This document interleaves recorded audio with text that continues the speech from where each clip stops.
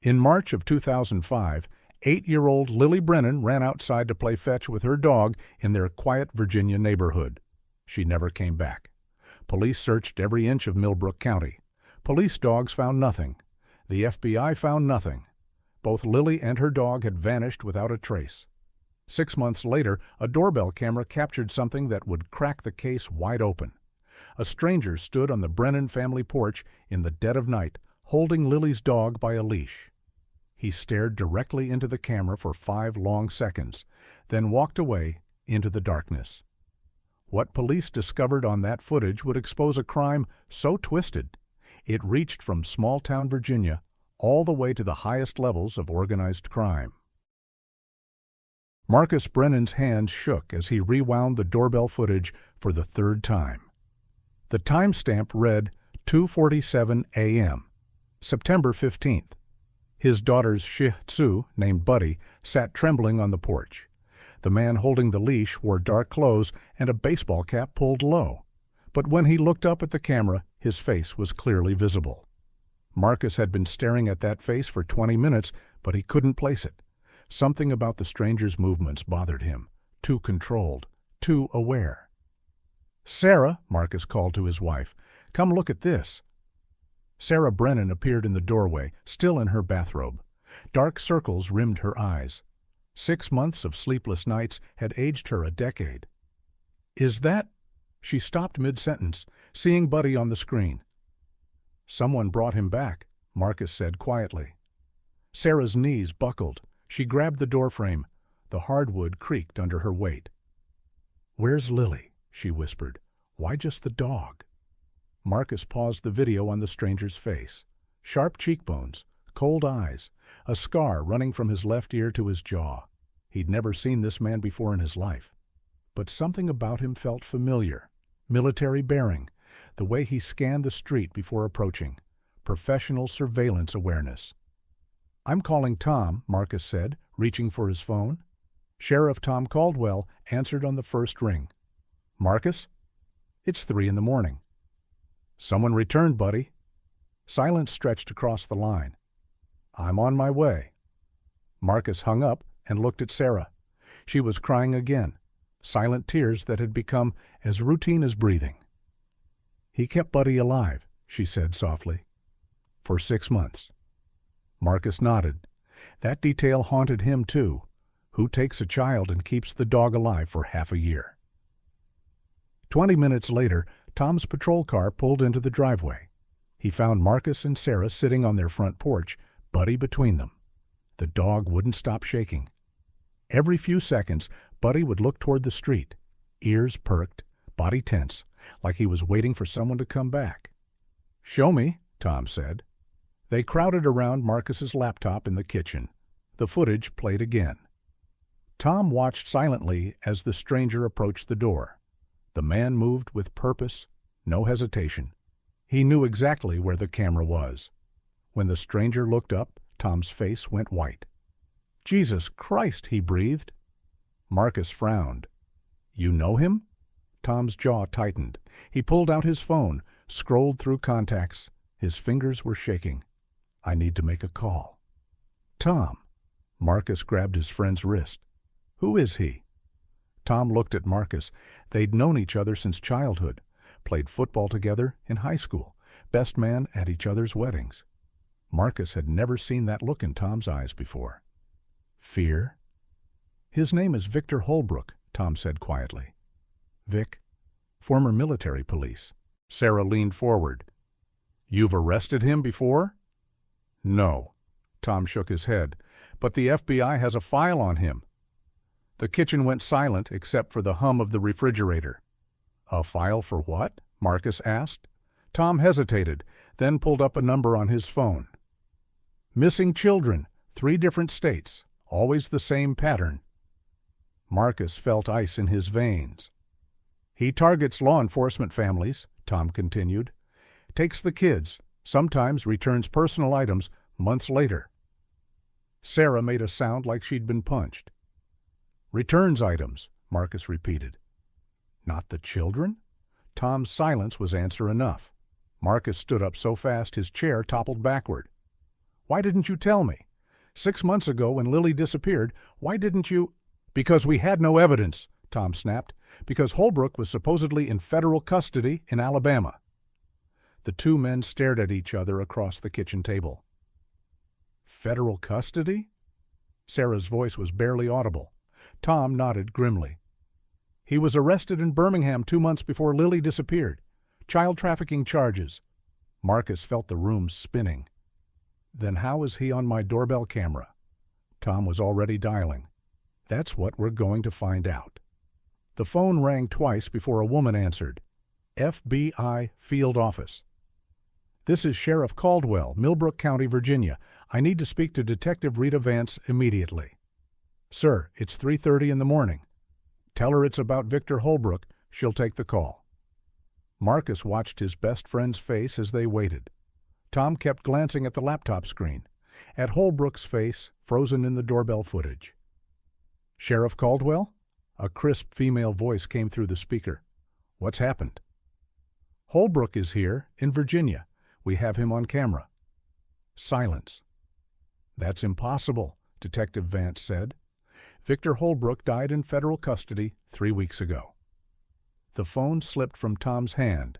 It clattered onto the kitchen table, speaker still on. Marcus stared at the frozen image on his laptop screen, at the face of a dead man who had returned his daughter's dog. Detective Rita Vance's voice crackled through the phone speaker. "Victor Hullbrook died of a heart attack in federal holding, September 3rd. I saw the body myself." Marcus grabbed the phone. "Then who the hell is on my camera?" "Send me the footage, now." Tom was already uploading the file to his secure email. His hands moved with practiced efficiency, but Marcus could see the tremor in his fingers. "File sent," Tom said. They waited in silence.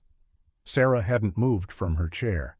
Buddy lay at her feet, still trembling. 3 minutes felt like 3 hours. "Jesus," Detective Vance breathed. "That's definitely Hullbrook's face, but it's impossible." Marcus leaned toward the phone. "Could someone else have taken Lily? Someone who looks like him?" "No," Vance's voice was firm. "Hullbrook had a twin brother, identical, but Derek Hullbrook has been dead for 15 years. Sarah looked up. "A twin?" "Derek was killed in Afghanistan in 2001. Military records confirm it." Tom rubbed his forehead. "So we're dealing with a dead man and his dead brother?" The line went quiet except for the sound of typing on Vance's end. "I'm pulling up Hullbrook's file," she said. "There's something here about military aliases. Victor used multiple identities during his trafficking operations." Marcus felt his pulse quicken. What kind of aliases? "Names of deceased soldiers. He'd steal their identities, use their backgrounds to gain access to military families." The pieces clicked into place. "He's using his brother's identity," Marcus said. "Derek Hullbrook." "That would explain how he's alive when Victor is dead," Vance agreed. "But Derek's death was confirmed. I'm looking at the casualty report right now." Tom stood up, pacing the small kitchen. What if Derek's death was faked? What if both brothers have been working together this whole time? Silence stretched across the line. "Detective Vance?" Sarah's voice was barely a whisper. "If Derek is alive, what does that mean for my daughter?" More typing, then a sharp intake of breath. "The trafficking ring we thought we dismantled," Vance said slowly. "It was just Victor's operation. If Derek is alive and active—" "There's a bigger network," Marcus finished. "Much bigger, and Derek was always the smarter brother. More careful, more dangerous." Marcus felt the walls closing in. "How long has Derek been using Victor's face?" "Unknown. Plastic surgery is common in their line of work. They modify features, steal identities." Tom stopped pacing. "The scar? Did you notice the scar in the footage?" Marcus rewound the video. There it was, a thin line from the man's left ear to his jaw. "Victor never had a scar like that," Vance said. "I've studied hundreds of photos of him." "But Derek might," Marcus said. "I'm pulling Derek's military records now. Give me a minute." The kitchen fell silent again. Marcus watched Buddy, who kept looking toward the front door, like he was expecting someone. "Got it," Vance said. Derek Hullbrook sustained facial injuries from an IED explosion in Kabul, left a permanent scar from his ear to his jaw. Marcus's blood ran cold. "So Derek is alive, using Victor's identity, and he has my daughter." "It gets worse," Vance said. "Derek's military specialty was psychological operations. He knows how to break people mentally." Sarah made a choking sound. "Why return the dog?" Tom asked.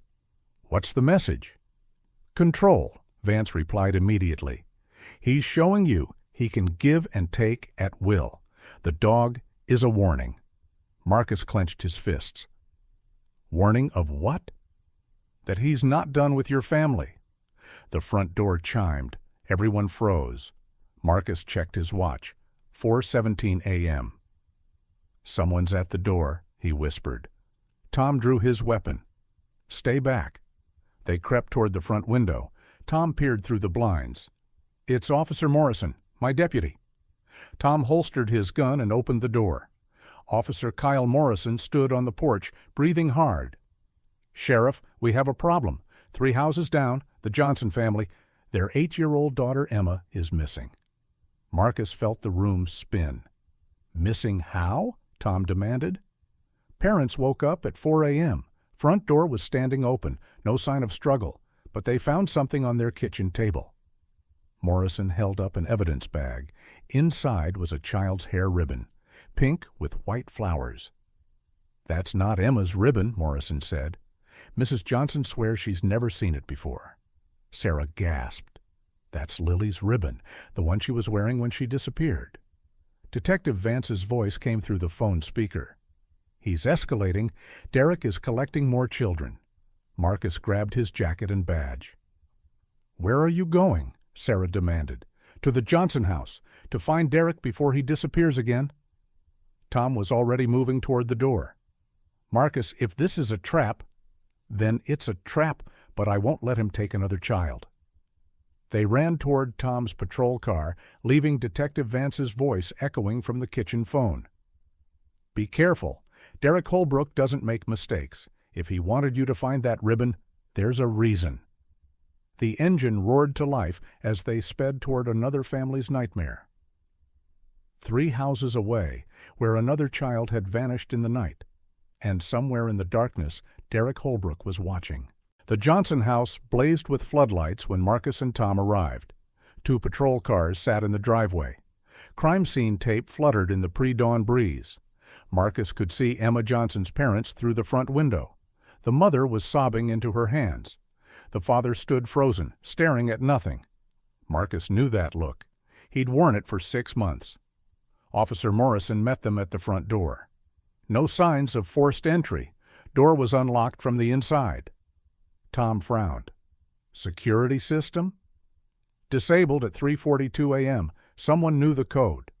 Marcus felt ice in his veins. "The Johnsons gave someone their security code?"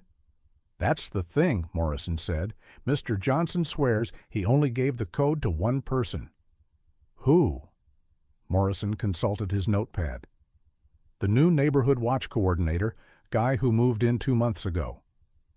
Tom and Marcus exchanged glances. "Name?" Tom asked. "Derek Mitchell.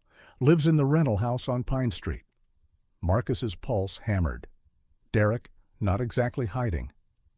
"Description?" "Tall, dark hair, scar on his left cheek, military background, very helpful with neighborhood security." Tom was already on his radio. "All units, converge on Pine Street. Suspect is Derek Mitchell. Consider armed and extremely dangerous." Inside the Johnson house, chaos reigned. FBI technicians dusted for prints. Detectives interviewed neighbors. Mrs. Johnson sat at her kitchen table, clutching Lily's pink ribbon. "He left this for us to find," she whispered. "Why would he leave another child's ribbon?" Marcus knelt beside her chair. "Mrs. Johnson, I'm Deputy Brennan. That ribbon belonged to my daughter." Her eyes widened. "Lily? The girl who disappeared 6 months ago?" Marcus nodded. "We're going to find Emma. and we're going to stop him. Tom appeared in the doorway. Units are in position around the Pine Street house. No movement visible. Any sign of Derek? House looks empty, but there's a van in the driveway that wasn't there yesterday. Marcus stood. We need to move, now. They drove to Pine Street in silence. The rental house sat dark at the end of a cul-de-sac. Tom's radio crackled. Sheriff, we've got the house surrounded. No response to verbal commands. Hold position, Tom replied. We're 2 minutes out. Marcus stared at the house as they approached. Normal suburban home, white siding, small front yard, the perfect hiding place. There, Tom pointed. The van. A black Ford cargo van sat in the driveway, no windows in the back, perfect for transporting children. They pulled up behind the tactical units. 6 officers in full gear waited for orders. What's the plan? Marcus asked. Tom studied the house. Front and back teams, synchronized breach. I'm going in first, Marcus said. Like hell you are. You're too emotionally compromised. Marcus grabbed Tom's arm. That monster has my daughter and Emma Johnson. I'm going in. Tom looked at his best friend, saw the desperation and rage burning in Marcus's eyes. Fine, but you follow my lead. No heroics. They moved into position. 4 officers took the back of the house. Marcus and Tom approached the front with 2 tactical officers. The front door stood slightly ajar. Tom held up his fist. Everyone stopped. He pointed to the door, then to his ear. Listening. Silence from inside. Tom pushed the door open with his boot. It swung wide, revealing a dark hallway. Police! Search warrant! No response. They entered methodically. Living room clear. Kitchen clear. The house felt abandoned. Then Marcus heard it. A faint sound from the basement. Crying. Basement, he whispered. They found the stairs behind the kitchen. Wooden steps leading down into darkness. The crying grew louder. A child's voice. Marcus started down the stairs. Tom grabbed his shoulder. Careful. Could be a trap? At the bottom, they found a finished basement, carpeted, drop ceiling, and at the far end, a steel door with multiple locks. The crying came from behind that door. Emma? Marcus called. Emma Johnson? Help me, a small voice cried back.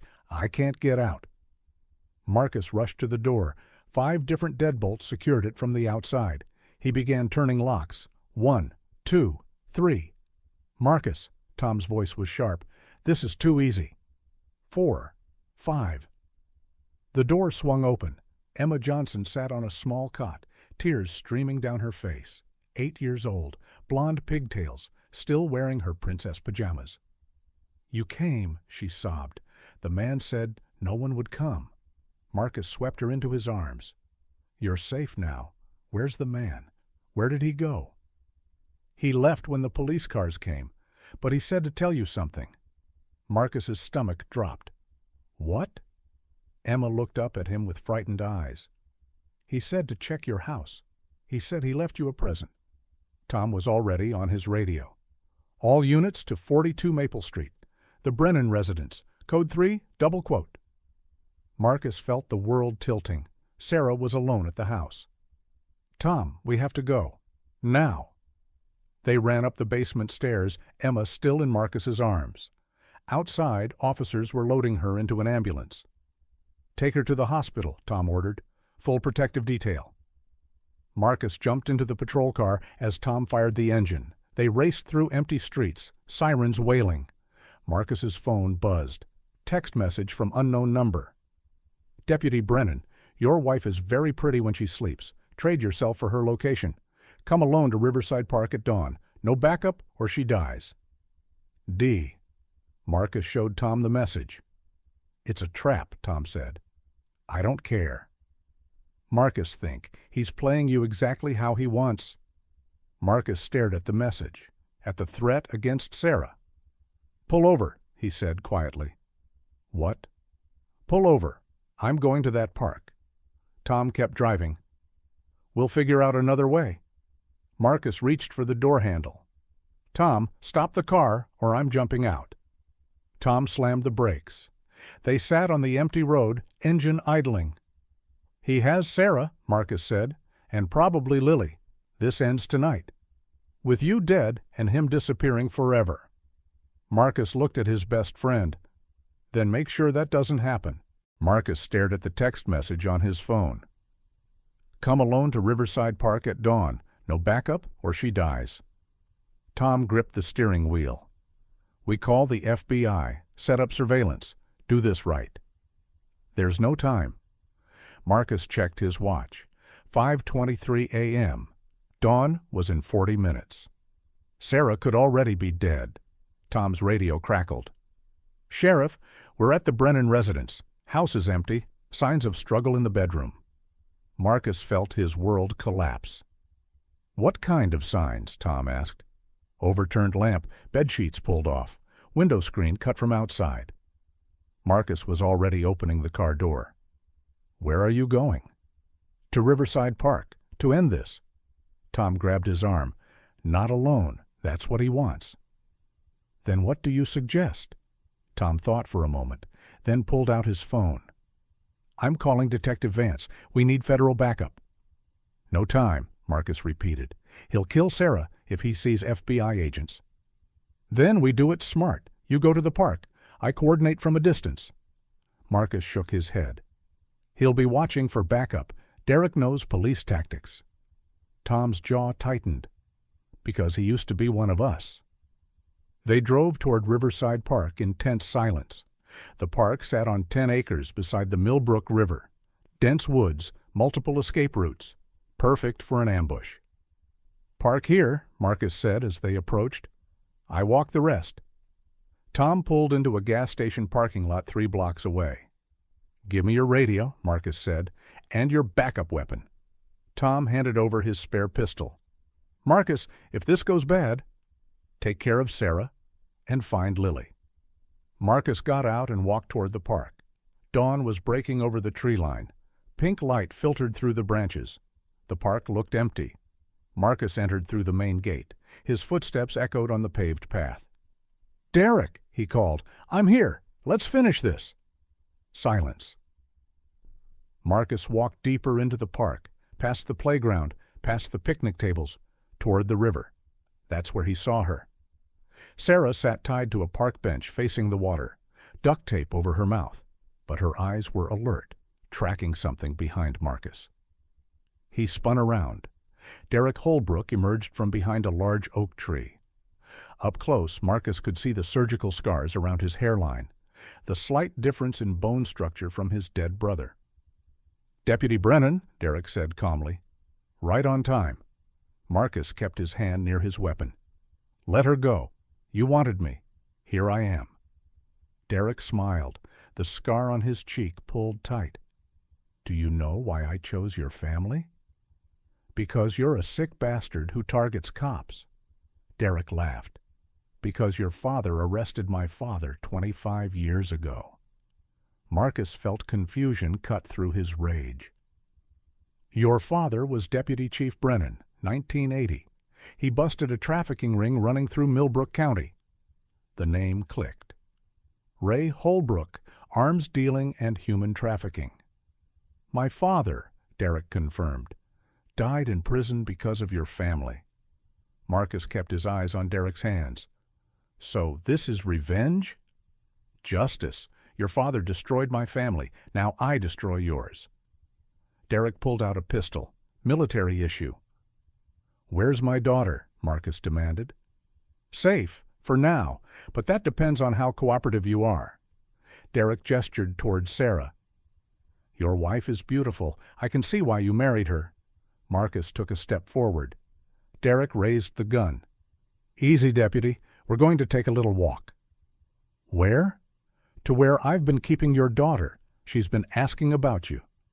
Marcus felt hope and terror in equal measure. "Lily's alive?" "Very much so, though she's learned some new skills during our time together." Derek's smile turned cold. "Did you know children are remarkably adaptable? Given the right motivation, they'll do almost anything."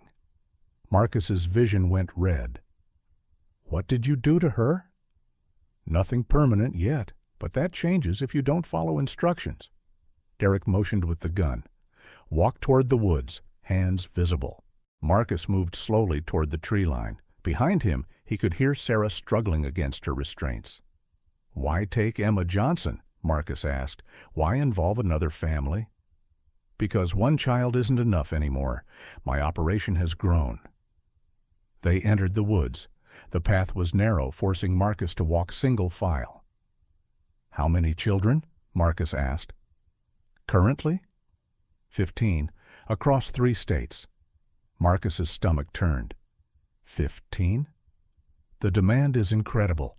Military families, law enforcement families, their children bring premium prices. Derek prodded Marcus forward with the gun barrel. "Your daughter was supposed to ship out 2 months ago, but she kept fighting, biting the handlers, refusing to cooperate." Marcus felt pride cut through his terror. "So I kept her, decided to make this personal." They walked deeper into the woods. Marcus could hear the river flowing somewhere to their left. "Where are we going?" "An old hunting cabin, very private, no cell service." Marcus realized they were moving away from where Tom was positioned. "Your friend the sheriff is probably wondering where you are," Derek said, reading his thoughts. "You know about Tom?" "I know everything about your little department. Who drinks too much? Who has gambling debts? Who's cheating on his wife?" Derek's voice turned conversational. "Did you know Officer Morrison has been skimming from evidence lockup? Very disappointing in a young officer." Marcus filed that information away. "Why tell me this?" "Because you're going to die today, Deputy, and I want you to know how thoroughly I've infiltrated your life." They reached a small clearing. An old log cabin sat in the center, windows boarded up. "Home sweet home," Derek said. Marcus could see fresh tire tracks in the dirt. Multiple vehicles had been here recently. "Lily," Marcus called toward the cabin. A muffled sound came from inside. "She's there," Derek confirmed, "along with Emma and 3 others." Marcus's heart pounded. 5 children? "I'm consolidating my operation, moving everything tonight." Derek motioned toward the cabin door. "After I kill you, of course." Marcus reached for his radio, but Derek was faster. The gun barrel pressed against Marcus's temple. "No calls for help, Deputy. This is where you die."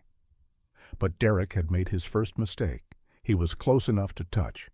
Marcus spun, grabbing Derek's gun hand. They struggled for control of the weapon. Derek was strong, but Marcus fought with the desperation of a father. The gun went off. A bullet splintered bark from a nearby tree. Marcus drove his elbow into Derek's solar plexus. The man doubled over, gasping. Marcus yanked the gun free and pointed it at Derek's head. "On your knees, now." Derek smiled through his pain.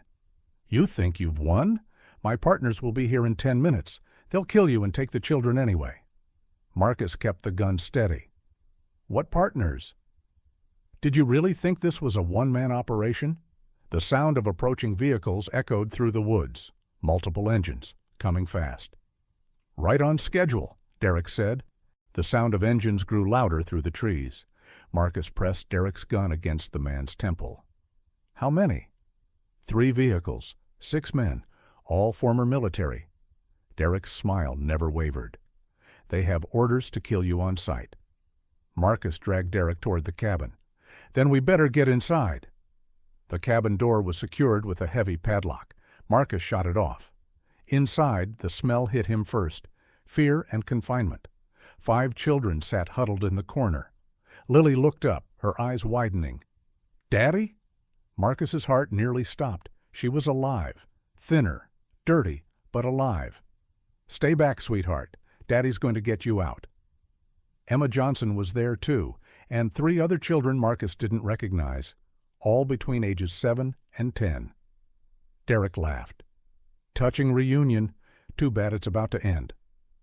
The vehicles were close now. Marcus could hear doors slamming, voices shouting orders. "Lily, listen to me," Marcus said urgently. "Is there another way out of here?" She pointed toward the back of the cabin. There's a window, but it's boarded up.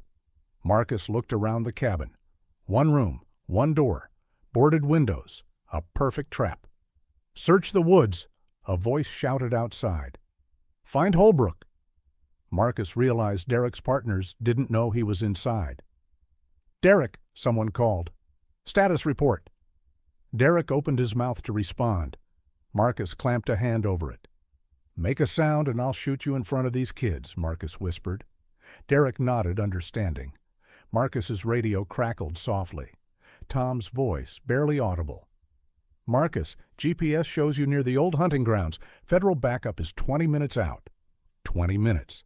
They needed to survive 20 minutes. Marcus looked at the boarded rear window. The wood looked old, rotted. He motioned for Lily to come closer.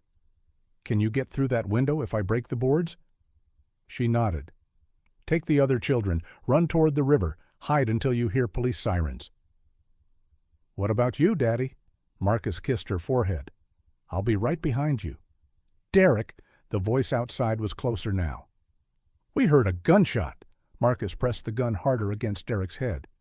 Tell them you're fine. You found the cop, but he got away. Derek shook his head. Marcus cocked the hammer. Tell them. I'm fine, Derek called out. Brennan escaped toward the river. He's on foot. Footsteps moved away from the cabin.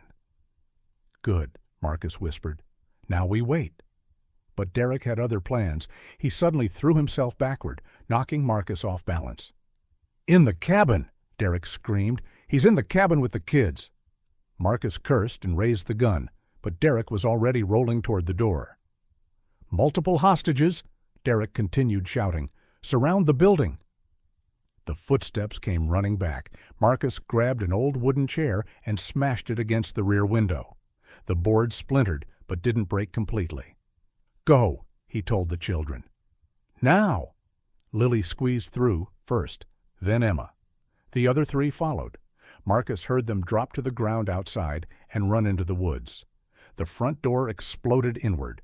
3 men in tactical gear rushed in, weapons raised. Marcus dove behind an overturned table as bullets splintered the wood around him. Where are the kids? One gunman demanded. Derek was getting to his feet, blood on his forehead. They escaped, through the window. Find them, Derek ordered. All of them. We can't leave witnesses. 2 men ran toward the broken window. Marcus shot one in the shoulder. He went down screaming. The other gunman spun and fired at Marcus's position. Bullets chewed up the wooden table. Marcus's radio crackled again. Marcus, we heard gunfire. ETA 15 minutes. 15 minutes was a lifetime. Marcus counted his bullets. 4 left in Derek's gun. His backup pistol had 6. 10 bullets against at least 5 armed men. The math wasn't good. Brennan, Derek called. Let's make a deal. Go to hell. The children won't survive in these woods. Too cold. Too many predators. Marcus knew Derek was lying. Lily knew these woods. She'd played here dozens of times. Your daughter's probably already lost, Derek continued, wandering in circles. Marcus ignored him and tried to get a better position. The cabin had no cover except the overturned table and a few pieces of furniture. Check the perimeter, Derek ordered his men. Make sure none of the kids doubled back. Footsteps moved around the outside of the cabin. Marcus keyed his radio. Tom, 5 children escaped into the woods near the old hunting cabin. Send searchers to the river. Copy that. Birds are in the air. Helicopters. That was good news. Derek heard the radio transmission, too. Change of plan, he shouted to his men. We're leaving. Now. What about the kids? What someone asked. Forget the kids. We cut our losses. Marcus heard vehicles starting up. They were abandoning the operation, but Derek wasn't finished. He appeared in the doorway, assault rifle in his hands. This isn't over, Brennan. I know where you live, where your wife works, where your friends drink coffee. Marcus aimed at Derek's center mass. It's over for you. Derek smiled. You think killing me stops this? I have partners across 6 states. This operation will continue with or without me. Maybe, but you won't be part of it. Derek raised his rifle. Marcus pulled the trigger. The shot echoed through the cabin. Derek stumbled backward, clutching his chest. Blood seeped between his fingers. "You have no idea what you've done," he gasped. "The people I work for don't forgive. Don't forget." Derek collapsed against the doorframe. "My phone," he wheezed. "Check my phone." Marcus approached carefully, keeping the gun trained on Derek. Derek's breathing was shallow, labored. "Back pocket," Derek whispered. "You need to see." Marcus hesitated, then reached for Derek's phone. The screen showed dozens of text messages. Photos. Marcus's blood ran cold. Pictures of Sarah at the grocery store, at her job, getting into her car, all taken within the last week. "We've been watching your whole family," Derek said. "For months." The final message was time-stamped just 10 minutes ago. "Package delivered to secondary location, awaiting further instructions." Marcus grabbed Derek by the shirt. "What package?" "What secondary location?" Derek's eyes were glazing over. "Your wife," he whispered. "She's not at the park anymore." And with that, Derek Hullbrook died, leaving Marcus alone in a cabin with more questions than answers. And Sarah still missing. Marcus stared at Derek's lifeless body, the phone still clutched in his shaking hands. "Package delivered to secondary location." Sarah wasn't at the park. She'd been moved. His radio crackled. "Marcus, we found the children by the river. All 5 safe. Lily's asking for you." Relief flooded through him. "Is she hurt?" "Scared but unharmed. Where are you?" Marcus looked around the blood-splattered cabin. "Hunting cabin, quarter-mile north of the river. Derek Hullbrook is dead." "Copy. Stay put. We're coming to you." Marcus scrolled through Derek's phone messages. The photos of Sarah made his stomach turn, but one message thread caught his attention. "Unknown number. Backup plan is active. Wife secured at Facility B." Derek's response, "Good. If Brennan doesn't cooperate, proceed to Phase 2. Unknown. Understood. Team is in position." The last message was sent 3 minutes ago. Unknown. Deputy neutralized Hullbrook, moving to eliminate loose ends. Marcus's blood went cold. They were going to kill Sarah. He ran from the cabin toward the sound of approaching sirens. Tom's patrol car came bouncing down the dirt road, followed by 2 FBI vehicles. Marcus flagged them down.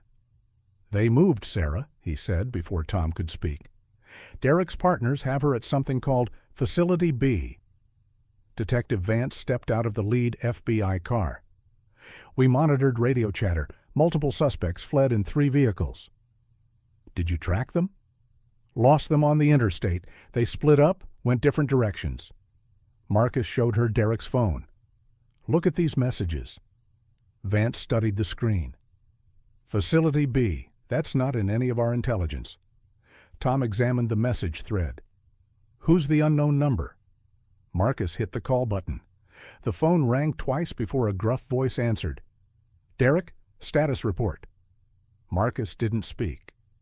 "Derek, respond immediately." The line went dead. "Whoever that was knows Derek's dead now," Vance said. Marcus felt time slipping away. "How do we find Facility B?" "We trace the phone records, cross-reference with known trafficking locations." "That could take hours." Vance nodded grimly. "Marcus, I need you to understand something. These operations have multiple contingency plans. If they think we're close—" "They'll kill the witnesses," Marcus finished, "including Sarah." Tom put his hand on Marcus's shoulder. "We'll find her." Marcus stared at Derek's phone. Then something clicked. "GPS," he said. "Derek's been tracking all these locations. His phone might have saved coordinates." Vance took the phone and scrolled through the apps. "Here, a mapping application with custom waypoints." The screen showed a digital map with 6 red pins scattered across 3 counties. "Facility A through F," Vance read. "We just raided Facility A." That was the cabin. Marcus pointed to Facility B. 20 miles south, abandoned industrial complex. That's the old Millbrook manufacturing plant, Tom said. Been closed for 5 years? Vance was already coordinating on her radio. All units converge on Millbrook Manufacturing. Suspect vehicle may be en route. Marcus headed for Tom's patrol car. Let's go. Marcus, you should stay here. Let us handle. She's my wife. Tom looked at his friend's face and made a decision. Get in. They raced down country roads, sirens screaming. The FBI vehicles followed close behind. Marcus's phone buzzed. Text message from unknown number. Stop pursuing, or your wife dies. You have 5 minutes to call off law enforcement. Marcus showed Tom the message. It's a trap, Tom said. They want us to back off so they can escape. What if they're serious? Tom's jaw tightened. Then we go in fast and hard, no negotiation. The Millbrook manufacturing plant appeared ahead. Sprawling concrete buildings surrounded by chain-link fence. Most of the windows were broken. Weeds grew through cracks in the parking lot. Perfect place to hide. Tom's radio crackled. Sheriff, we've got eyes on 2 vehicles in the rear parking area. Black SUV and white cargo van. Any movement? Negative. Buildings appear empty. Marcus studied the complex. That's where Derek's partners took her. They pulled into the parking lot. FBI vehicles surrounded the perimeter. Agent Morrison from the tactical team approached Tom's window. We've identified 3 potential entry points. Building A has recent tire tracks. That's our target. Marcus was already getting out of the car. I'm going in first, he said. Negative, Morrison replied. You're not tactical trained for this situation. I'm a 15-year veteran deputy, and that's my wife in there. Morrison looked to Tom, who nodded. He goes in with backup, full protective gear. They suited Marcus up in tactical vest and helmet. His hands shook as he checked his weapon. Remember, Morrison said, these are professionals, military trained. They won't hesitate to kill hostages. Marcus nodded. He understood the stakes. The tactical team approached Building A in formation. Marcus stayed behind the point man, weapon ready. The front entrance had been forced. Fresh boot prints in the dust. Inside, the building was a maze of abandoned machinery and storage areas, perfect for ambushes. Movement, 2nd floor, came a whisper over the radio. They moved toward the stairwell. Each step echoed despite their careful pace. On the 2nd floor, they found signs of recent occupation. Food wrappers, empty water bottles, sleeping bags, and in the far corner, a steel door with multiple locks. The same setup as Derek's cabin. Marcus's heart pounded as they approached the door. Morrison tried the handle. Locked. They could hear movement inside. Sarah? Marcus called softly. A muffled response. Morrison shot off the locks one by one. The door swung open. Sarah sat bound to a chair, duct tape over her mouth. But she was alive. Marcus rushed to her, cutting the restraints with his tactical knife. Are you hurt? He asked as he removed the tape. No, she gasped. But Marcus, it's a trap. They're still here. The lights went out. Emergency lighting kicked in, casting everything in red. Tactical team, report, Morrison said into his radio. Static. They've jammed our communications, Morrison whispered. In the red emergency light, Marcus could see Sarah's face clearly for the first time. She was terrified, but trying to stay calm.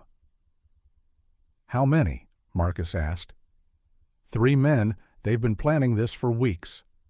A voice echoed through the building's PA system. Deputy Brennan, you killed our partner. Now we kill your wife. Marcus recognized the voice from Derek's phone. Come out unarmed and we'll make it quick. Morrison shook his head. Standard terrorist negotiation. They have no intention of letting anyone live. Then we fight our way out, Marcus said. Against 3 professionals in a building they know better than us? Sarah grabbed Marcus's arm. There's another way out, a service tunnel in the basement. They don't know about it. Morrison looked interested. How do you know? I was an engineer before I married Marcus. I worked on the renovation plans for this building years ago. Marcus felt hope for the first time since entering the plant. "Can you find it in the dark?" Sarah nodded. "Follow me." Sarah led them through the maze of abandoned machinery, her engineer's memory guiding them in the red emergency lighting. "Service tunnel connects to the storm drain system," she whispered. "Exits half a mile away." Marcus stayed close behind her, weapon ready. Morrison covered their rear. They reached a maintenance door marked "Authorized Personnel Only." Sarah tried the handle. Locked. Morrison produced a small explosive charge. "Stand back." The blast echoed through the building. Immediately, shouts erupted from the floors above. "They know we're moving," Morrison said. "Go, go!" They descended narrow metal stairs into the basement. The air smelled of rust and stagnant water. Sarah found the service tunnel entrance behind a bank of electrical panels. "Here," she said, pulling open a heavy metal grate. The tunnel was barely wide enough for one person. Water dripped from corroded pipes overhead. "I'll go first," Marcus said. "No," Morrison insisted. "I lead. You protect your wife." They crawled through the tunnel single file. Morrison's tactical light illuminated the way ahead. Behind them, Marcus could hear footsteps in the basement. "They found our route," he whispered. Morrison increased pace. The tunnel seemed to stretch forever. Finally, they saw light ahead. A storm drain grate leading to the outside. Morrison kicked it open and climbed out, then helped Sarah up. Marcus was last to emerge. They were in a wooded area behind the manufacturing complex. "Radio's working again," Morrison said, checking his equipment. "Backup, this is Morrison. We're clear of the building with both hostages." Tom's voice crackled back. "Copy. Status on the suspects?" "Still inside. 3 armed subjects in a fortified position." Marcus looked back at the building. "We can't let them escape." "My team will handle them," Morrison said. "You need to get Sarah to safety." But Sarah grabbed Marcus's arm. "Wait, there's something else." She pulled a folded paper from her pocket. "I took this while they weren't watching." Marcus unfolded it, a hand-drawn map showing locations across 6 states. "It's their entire network," Sarah said. "Facilities, safe houses, transport routes." Morrison studied the map. "This is intelligence gold. Names, addresses, everything." Marcus counted the marked locations. 12 facilities. "How many children?" "I heard them talking," Sarah said. "They mentioned moving 60 children tonight." Morrison was already on his radio. "Command, we need immediate federal response. Multi-state trafficking operation." Tom's voice. "Marcus, we've got a situation here. Black SUV approaching the perimeter at high speed." Through the trees, Marcus could see vehicles converging on the manufacturing plant. "More backup?" Morrison asked. "Wrong direction," Marcus said. "Those aren't police cars." 3 black SUVs surrounded the building. Men in military gear poured out. Derek's partners called for reinforcements, Morrison realized. "How many?" Marcus asked. Morrison counted through binoculars. 12, maybe 15, all armed. The radio crackled with urgent voices. "All units, we're taking fire. Multiple shooters, Building A. Request immediate backup." Marcus could see muzzle flashes through the building windows. "Tom's team is pinned down in there," Marcus said. Morrison nodded grimly. "Standard trafficking protocol. They eliminate all witnesses when operations are compromised." "Including law enforcement?" "Especially law enforcement." Sarah squeezed Marcus's hand. "There's another way into the building, the old executive entrance. They might not know about it." Marcus looked at Morrison. "How many men do you have?" 3 tactical officers still inside, plus Sheriff Caldwell's team. "Against 15 professionals?"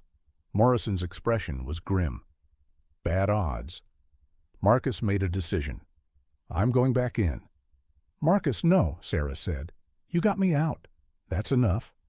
Tom's in there, my partner, my best friend." Morrison checked his weapons. "If we're doing this, we do it smart. Distraction at the main entrance, while you take the executive entrance." "What kind of distraction?" Morrison smiled coldly. "The loud kind." They spent 5 minutes planning the assault. Morrison would create chaos at the front of the building while Marcus infiltrated through the rear. "Give me 10 minutes," Morrison said. "Then move." He disappeared into the woods, heading toward his tactical team's position. Marcus turned to Sarah. "I need you to call Detective Vance. Give her that map. Make sure the FBI raids every location tonight." Sarah nodded. "Be careful." Marcus kissed her forehead. "I love you." "Bring Tom home." Marcus moved through the woods toward the rear of the building. The executive entrance Sarah mentioned was hidden behind overgrown vegetation. The door was unlocked. Apparently, Derek's reinforcements didn't know about this access point. Marcus slipped inside. The executive wing was separated from the main building by a long corridor. He could hear gunfire echoing from the production areas. Moving carefully, Marcus made his way toward the sound of battle. Through a window, he could see Tom and 2 deputies taking cover behind overturned desks. Muzzle flashes lit up the darkness as Derek's men fired from elevated positions. Tom was bleeding from his left arm. Marcus keyed his radio. "Tom, can you hear me?" "Marcus? Where are you?" "Executive wing, I can see you. How bad are you hit?" "Flesh wound, but we're pinned down. They've got high ground and superior firepower." Marcus studied the tactical situation. Derek's men controlled the catwalks and upper levels. Tom's team was trapped on the ground floor with minimal cover. "How many civilians in the building?" Marcus asked. "None that we know of. This is a military engagement now." Marcus spotted something that changed everything. In the shadows of the upper catwalk, he could see a man setting up what looked like a rocket launcher. "Tom, get your people out of there, now!" "Why?" "They're about to bring the building down." Before Tom could respond, Morrison's distraction began. Explosions rocked the front of the building. Flashbang grenades and smoke filled the main entrance. Derek's men turned toward the new threat. Marcus seized the opportunity. He climbed a maintenance ladder to the second floor, moving toward the man with the rocket launcher. The catwalk was narrow, with no cover. If the shooter turned around, Marcus would be exposed. 20 feet, 15, 10. The man was focused on the chaos below, adjusting his weapon sights. Marcus could see Tom's team trying to evacuate through the smoke. 5 feet. Marcus lunged forward, tackling the shooter. They crashed into the metal railing. The rocket launcher skittered across the catwalk. The man was bigger than Marcus, trained in hand-to-hand combat. They rolled across the narrow platform, punching and grappling. Marcus managed to get behind him, arm around the man's throat, but the shooter threw himself backward, slamming Marcus into the railing. The impact knocked the wind from Marcus's lungs. The shooter grabbed for his sidearm. Marcus kicked it away. The pistol fell to the floor below. The man pulled a combat knife. Marcus barely dodged the first swipe. The blade whistled past his face. Below them, the battle continued. Morrison's team had engaged Derek's reinforcements, but Marcus was running out of time and options. The shooter advanced with the knife, backing Marcus against the catwalk railing. "You should have stayed home, deputy," the man said. Marcus grabbed the rocket launcher, not to fire it, but to use as a club. He swung it like a baseball bat, connecting with the shooter's temple. The man dropped like a stone. Marcus secured the knife and the man's radio. Through the radio chatter, he could hear Derek's team coordinating. "Alpha team, fall back to extraction point." "Bravo team, cover our exit." "All units, mission is compromised. We're pulling out." They were retreating. Marcus keyed Tom's frequency. "Tom, they're withdrawing. Don't let them escape." "Copy. We're moving to block the exits." Marcus climbed down from the catwalk and joined the pursuit. In the parking lot, Derek's men were loading into their SUVs, but Morrison's team had disabled 2 of the vehicles. Only 1 SUV remained operational. Marcus arrived just as the last vehicle was pulling away. Tom stood beside his patrol car, bleeding but alive. "Did we get them all?" Marcus asked. Tom shook his head. 5 escaped in that SUV, but we captured 3, and Morrison's team got 2 more. "That's 10 total. Derek said there were 15. The other 5 are probably running different operations in other states. Marcus looked at the captured men, all professional soldiers, all silent. They won't talk, Morrison said, approaching with zip-tie restraints. These guys are trained to resist interrogation. But Marcus had an idea. Maybe they don't have to talk. He held up the radio he'd taken from the Catwalk shooter. This thing is still broadcasting their communications. Marcus tuned the captured radio to scan frequencies. Static filled the air, then fragments of conversation. Extraction point compromised. Federal units converging on Facility D. Abort all operations. Burn the evidence. Detective Vance appeared beside them, breathing hard. We intercepted communications about Facility D. That's the warehouse complex in Richmond.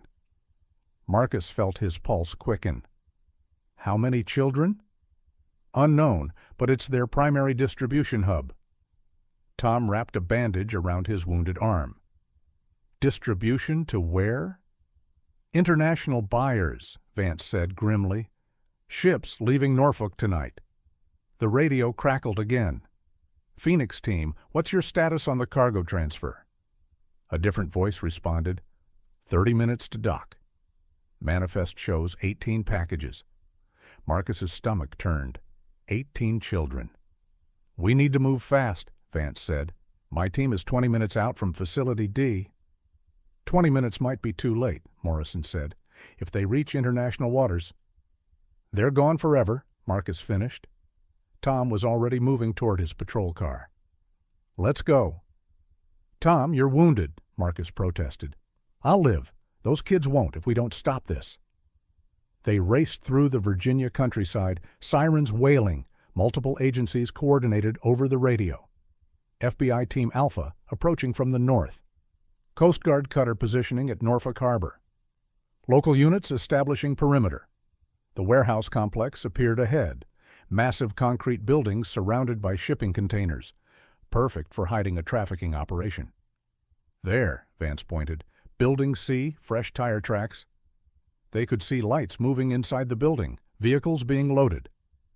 They're preparing to move the children, Marcus said. Morrison coordinated the tactical approach. 3 teams, north, south, and east entrances. We go simultaneously. Marcus checked his weapon. What about the west side? That faces the water. No exit route there. Tom studied the building layout. Unless they're loading onto boats. The radio from Derek's network crackled again. Water taxi is standing by. ETA 5 minutes. Marcus felt urgency surge through him. They're evacuating by water. Change of plans, Morrison said. We hit them now, before the boat arrives. The teams moved into position. Marcus stayed with Morrison's unit, approaching from the east. Through dirty windows they could see figures moving inside, and children, sitting quietly in a corner, too scared to move. Marcus counted heads. I see at least 12 kids. Matches the radio traffic, Morrison confirmed. They reached the entrance, a simple steel door unlocked. Morrison held up 3 fingers. 2. 1. They burst through simultaneously from all sides. Federal agents, nobody move. Chaos erupted inside the warehouse. Derek's men scattered, some drawing weapons, others running for exits. But they were outnumbered and surrounded. Marcus moved toward the children while the tactical team secured the perimeter. It's okay, he called to them. We're police. You're safe now. A small girl, maybe 7 years old, looked up at him with hollow eyes.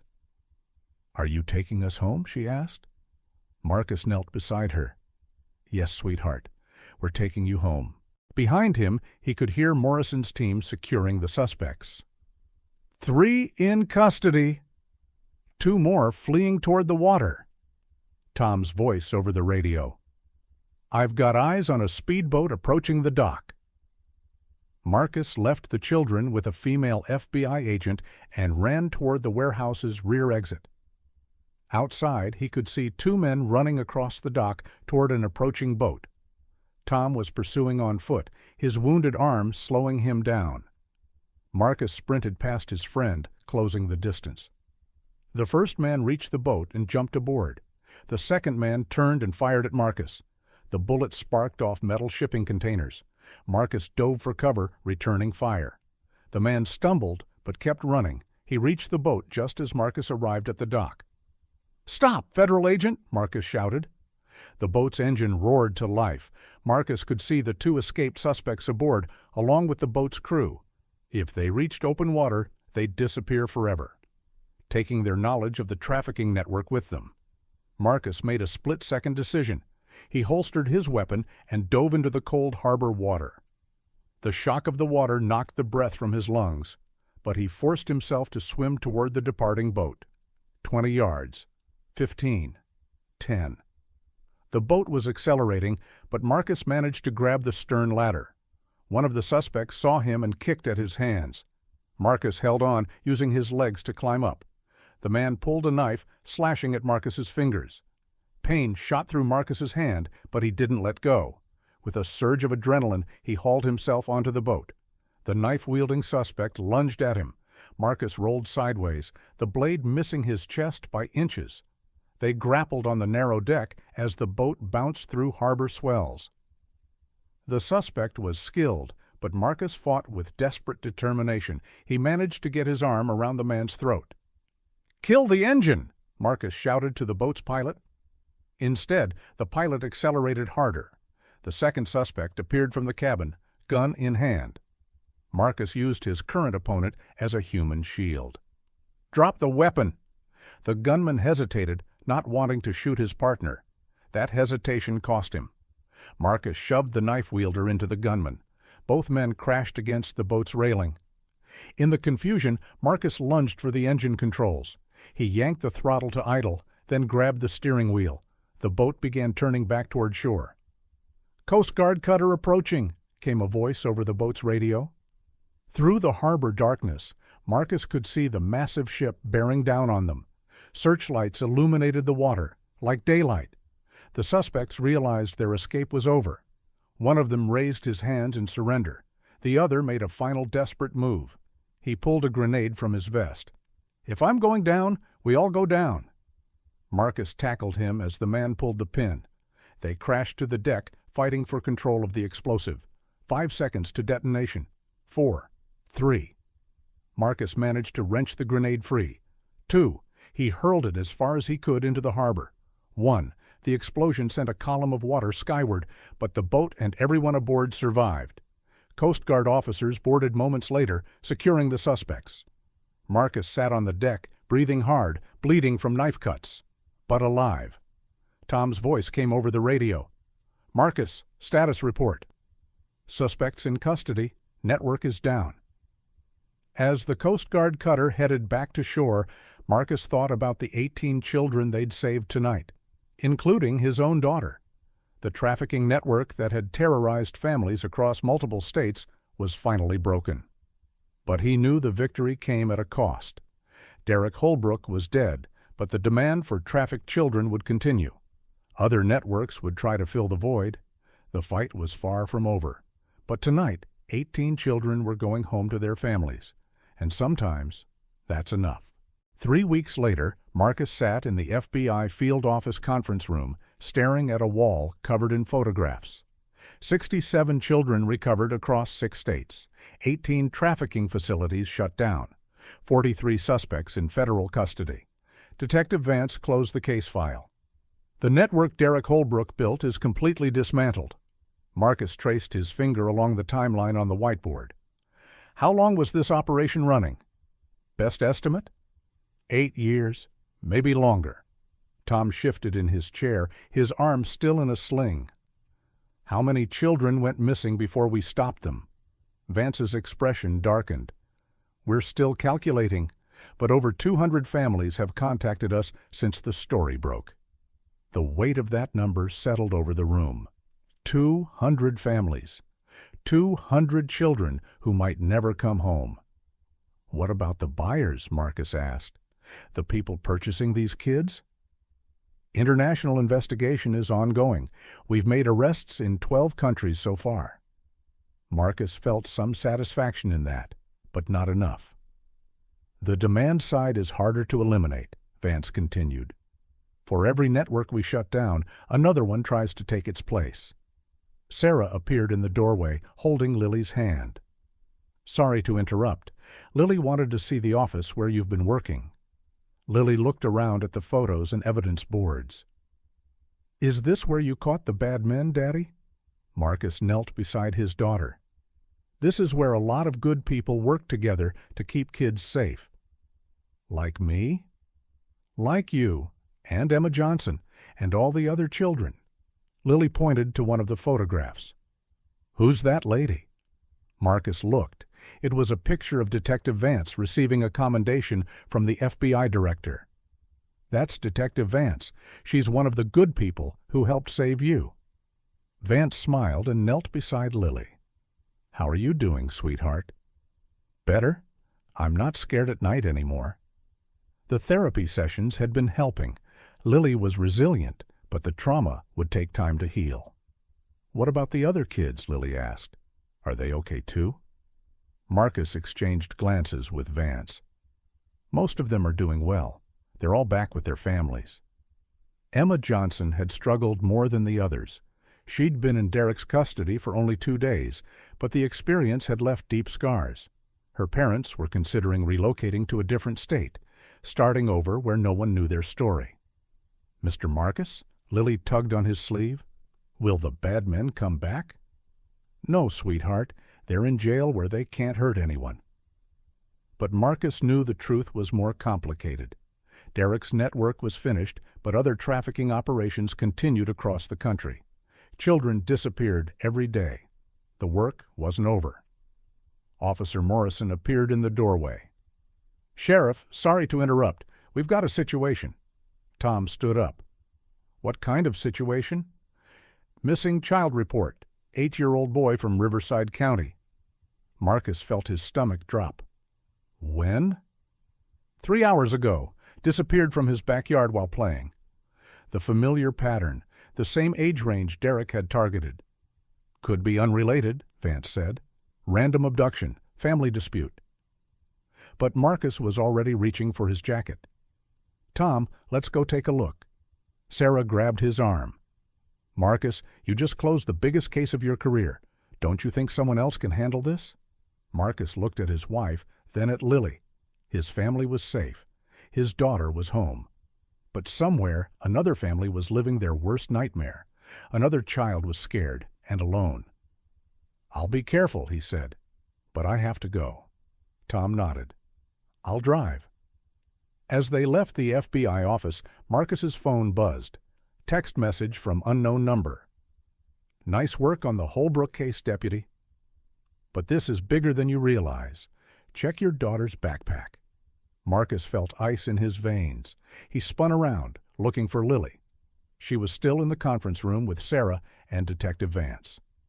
Lily, come here, Marcus called. She skipped over, her pink backpack bouncing. Can I see your backpack for a second? Lily handed it over without question. Marcus unzipped the main compartment. Inside, among her coloring books and snacks, was a small digital recorder. His hand shook as he pulled it out. What is it? Sarah asked. Marcus pressed play. A child's voice filled the hallway, not Lily's voice. A boy, scared, whispering. My name is Tyler Mitchell. I'm 8 years old. If someone finds this, please tell my parents I tried to be brave. The recording continued. The man who took me said he knows Deputy Brennan, said he has a message. Marcus's blood ran cold. Tyler's voice, barely audible. He said to tell Deputy Brennan that some networks have backup plans, and that taking down Derek Hullbrook was just the beginning. The recording ended. Detective Vance was already on her radio. All units, we have a credible threat against the Brennan family. Marcus stared at the recorder in his hands. How did this get in Lily's backpack? Sarah demanded. Marcus thought about their morning. Lily had played in the backyard while Sarah made breakfast, the same backyard where she'd been taken 6 months ago. He was at our house, Marcus said quietly. Whoever took Tyler Mitchell was at our house this morning. Tom was checking the building's security. How do we know this isn't Derek's partner? Someone who escaped the warehouse raid? Because Derek's network is finished, Vance said. This is someone new. Marcus felt the weight of realization settling over him. Derek Hullbrook hadn't been the top of the pyramid. He'd been middle management, and whoever was really in charge had just declared war on the Brennan family. The case that Marcus thought was over was actually just beginning.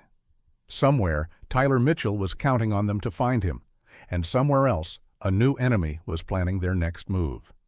Marcus looked at Lily, safe in her mother's arms, then at the recorder that had been planted in her backpack. The message was clear. No one was safe. The network was bigger than they'd imagined, and the real fight was just starting. "Vance," Marcus said, his voice steady despite the fear churning in his gut. "We need to put protective details on every family member of every officer who worked this case." "Already in motion." Marcus pocketed the recorder. "And then we need to find Tyler Mitchell." Before whoever took him decides to send another message. As they prepared to leave for Riverside County, Marcus realized the doorbell footage that started this case had been more than evidence. It had been a declaration of war. And now the enemy was striking back. The Riverside County Sheriff's Department buzzed with activity when Marcus and Tom arrived. Tyler Mitchell's parents sat in the victim services room, holding each other and crying. Sheriff Janet Hayes met them at the entrance. "Thanks for coming. When we heard about the recorder in your daughter's backpack, we knew this was connected." Marcus studied Tyler's missing person file. Same profile as Derek's victims. 8 years old. Law enforcement family. Taken from his own backyard. "Tell me about the father," Marcus said. "Detective Ray Mitchell. 20-year veteran. Worked organized crime until last month." Tom looked up. "What happened last month?" "He transferred to our trafficking task force, specifically requested to work on cases involving children." Marcus felt the pieces clicking together. He was hunting Derek's network. "More than that," Sheriff Hayes said. "Ray Mitchell was the detective who first identified the connection between missing children and law enforcement families." The door opened and Detective Ray Mitchell entered. Tall, graying hair, eyes red from crying. "Detective Mitchell, I'm Deputy Brennan." "We're going to find your son." Ray shook Marcus's hand with a grip that trembled slightly. "You're the one who took down Hullbrook." "We took down his operation, but whoever has Tyler is someone else." Ray pulled out a thick case file. "I've been tracking this for 3 years. Derek Hullbrook was just one cell in a much larger organization. He spread photos across the table, children's faces, missing person reports, all from law enforcement families. 67 cases across 12 states, all with the same pattern." Marcus counted the photos. "This goes back years before Derek started operating." "Derek was recruited into an existing network. Someone's been targeting police families for over a decade." Tom leaned forward. "Who's running it?" Ray pointed to a surveillance photo. A man in an expensive suit talking to Derek Hullbrook outside a restaurant. "We don't know his real name. Derek's associates called him the Coordinator." Marcus studied the photo. The man looked respectable, professional, like a businessman or lawyer. "How do we find him?"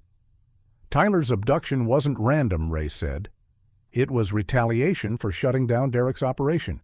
The Coordinator is sending a message." "What kind of message?" Ray's jaw tightened. "That he can take our children anytime he wants, that we're powerless to stop him." Marcus's phone buzzed. Another text from the unknown number. "Deputy Brennan, bring Detective Mitchell to Millbrook County Park, East Parking Area. Come alone or Tyler dies." Marcus showed the message to Tom. "It's a trap," Tom said immediately. "Of course it's a trap, but Tyler Mitchell is 8 years old." Ray stood up. "I'm coming with you." The message said, "Come alone." It said, "Bring Detective Mitchell." That's me. Marcus realized the Coordinator was escalating, drawing both families into his web. Sheriff Hayes, we need backup positioned around the park, but at a distance. How far back? Far enough that this guy thinks we're alone, close enough to respond when things go bad. 20 minutes later, Marcus and Ray drove through Millbrook County Park. The east parking area was empty except for a single black sedan.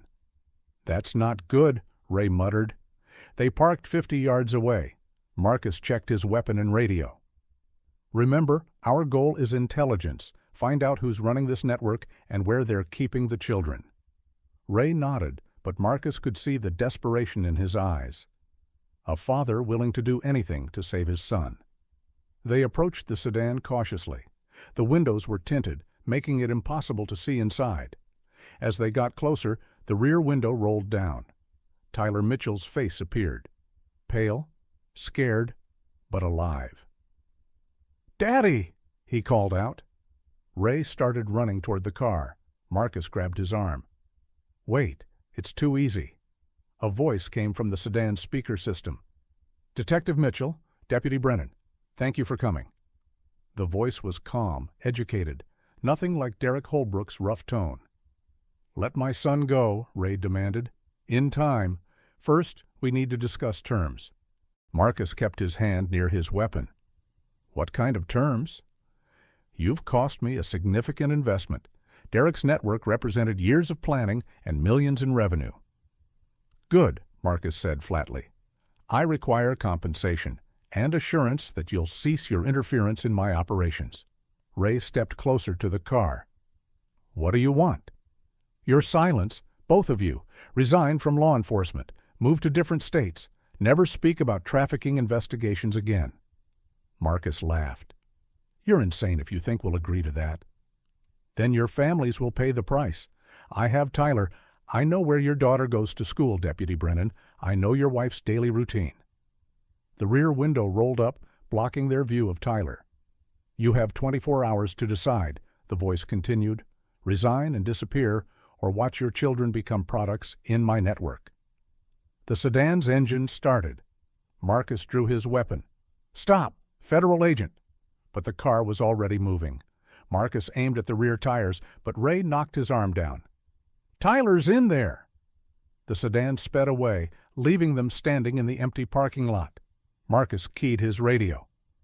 "All units, black sedan heading west on Park Road. Do not engage. Child on board." "Copy. We have eyes on the vehicle." Tom's voice. "Marcus, they're heading toward the interstate." "If they reach it, we'll lose them in traffic." Marcus and Ray ran back to their patrol car. "What's the closest exit?" Ray asked.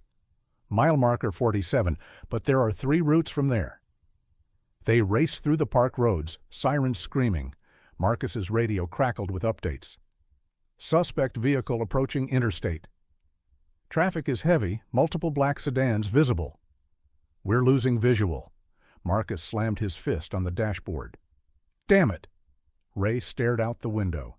"He's gone. Tyler's gone." But Marcus was thinking. Number this was just the opening move. "What do you mean?" "The coordinator wanted us to see Tyler, to know he's alive. He's planning something bigger." Marcus's phone buzzed again. New message. "Check your email, Deputy. You'll find my full terms. You have until midnight to accept." Marcus pulled up his email on his phone. The message contained detailed photographs. Tyler Mitchell, alive but scared, in what looked like a warehouse. And other children, at least a dozen. All from law enforcement families. All taken over the past year. The coordinator hadn't just been retaliating for Derek's arrest. He'd been building an inventory. "Ray, look at this." Ray studied the photos. "Jesus, how many kids does he have?" Marcus counted faces. 15 that I can see, maybe more." "Where is this?" Marcus examined the background details. Industrial setting, high windows, loading dock visible. "Looks like the same type of facility Derek used, abandoned warehouse or manufacturing plant." Ray was already on his phone. "I'm calling the FBI, getting every available agent on this." But Marcus had a different idea. "Ray, what if we don't wait for backup?" What are you suggesting? The coordinator thinks he has all the power, thinks we'll negotiate out of fear. Marcus stared at the photos of the frightened children. What if we take that power away from him? How? Marcus smiled grimly. By doing exactly what he doesn't expect. Which is? We find his warehouse and we end this tonight. Ray looked at his friend. That's suicide. We don't know how many men he has. Don't know the location. Then we better start figuring it out. Marcus forwarded the photos to Detective Vance. If anyone can identify that warehouse from these photos, it's the FBI. His phone rang immediately. Marcus, I'm looking at these images now. The architectural details suggest early 1980s construction, industrial zoning. Can you narrow it down? Give me 20 minutes. I'll cross-reference with known trafficking locations and recent real estate transactions. Marcus hung up and looked at Ray. 20 minutes to plan the rescue of 15 children. Against an unknown number of armed professionals. With backup that might not arrive in time, Ray checked his weapon. My son is in that warehouse. Along with 14 other children whose parents are counting on us. Marcus felt the weight of responsibility settling on his shoulders. The doorbell footage that started this case had led them through Derek's network to something much larger, a coordinated operation targeting the very people sworn to protect children. But now, for the first time since this began, Marcus felt like they had a real chance, not just to rescue Tyler and the other children, but to destroy the entire network, starting tonight. Ray, are you ready to end this? Detective Mitchell looked at his partner. Let's bring our kids home.